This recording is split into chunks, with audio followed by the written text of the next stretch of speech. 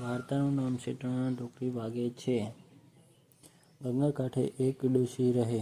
તેણે પુરુષોત્તમ માસનું વ્રત શરૂ કર્યું. નિત ખાવાનું કોણ કરે એવું વિચારી એણે 30 દિવસ એકટાણું કરવા માટે 30 લાડુ બનાવી નાખ્યા.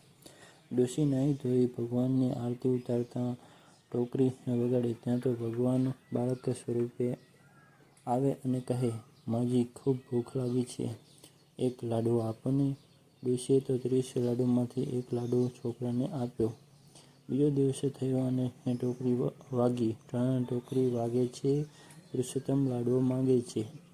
ત્યાં તો પેલો બ્રાહ્મણનો બાળક આવીને ઊભો, માજી, લાડુ આપો ને, ભૂખ લાગી છે.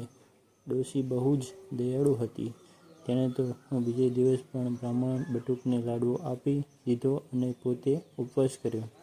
આમ પુરુષોત્તમ માસના 29 દિવસ ટણા ટોકરી વાગે છે, પુરુષોત્તમ લાડુઓ માંગે છે. બ્રાહ્મણ બાળક લાડુઓ જમી ગયો. રાતે ડોશીને અદ્ભુત સ્વપ્ન આવ્યું.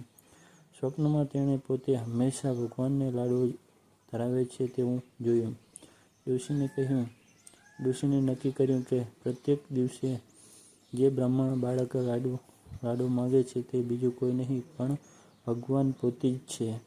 આજે પુરુષોત્તમ માસનો છેલ્લો દિવસ હતો. ડોશીએ પોતાના પૂજા કરી ટોકરી વગાડી. ટણા ટોકરી વાગે છે, પુરુષોત્તમ લાડુઓ માંગ્યો. ટોકરી વાગી કે પેલો બાળક આવ્યો અને ડોશીએ લાડુ આપવા માંડ્યું, પણ જ્યાં બાળક હાથ લંબાવી લેવા ગયો કે ઝટ જઈને ડોશીએ બાળકનો હાથ ઝાલી લીધો.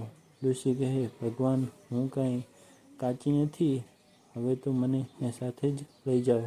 જ્યાં તમે રહો છો, જ્યાં તમે ત્યાં હું. અંતે ભગવાન ડોશીને વૈકુંઠમાં સાથે લઈ ગયા. આમ ભગવાન બધાને પોતાની સાથે વૈકુંઠમાં લઈ જાય તેવી પ્રાર્થના.